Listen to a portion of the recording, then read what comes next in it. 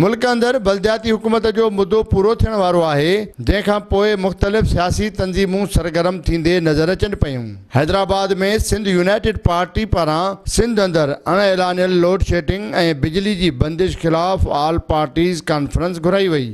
Sindh United party के general secretary रोशन बुर्रो की सदारत में मुनक़िद कयल ऑल पार्टीज़ कॉन्फ्रेंस में डॉक्टर न्याज़ कालानी, अली हिंगोरो, मौलाना ताज मोहम्मद नाहियो, जुल्फ़कार हाले पोटो, जगदीश आहूजा ऐं ॿियनि शिरकत कई।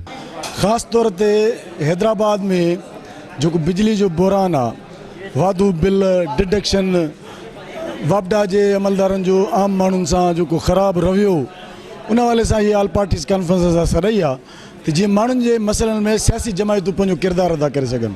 असां हिकिड़े इशूअ ते बिजली जी लोड शेडिंग के मसइले ते असां जेको आहे आवाज़ उथारियूं ऐं सियासी पार्टियूं गॾिजी आवाज़ उथारियूं।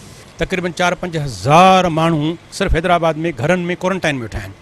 मथों 12 कलाक 18 कलाक बिजली की लोड शेडिंग थी रही आहे। बिजली की आज़ाद के ख़त्म करण लाइ, डिडक्शन बिलन के सोताल के मोह ॾियण जे लाइ ये सब दोस्त सां गॾु थिया आहियूं त जीअं हिकिड़े गॾियल राय जेको आहे अमदावाद सां ज़ाहिर कजे त इहो ज़ुल्म ज़्यादती आम माण्हुनि सां कंहिं सूरत में बर्दाश्त न कंदासीं। ऑल पार्टीज़ कॉन्फ्रेंस में मुतालबो कयो वियो त सिंध मां बिजली की बंदिश ख़त्म करे अणएलानिया लोड शेडिंग जो मुकमिल ख़ात्मो आंदो वञे ऐं हेस्को ऐं करप्ट कामोरनि ख़िलाफ़ सख़्त कार्रवाई कई वञे। कैमरामैन शाहिद रिंद सां गॾु ज़फ़र हकड़ो, सिंध टीवी न्यूज़, हैदराबाद।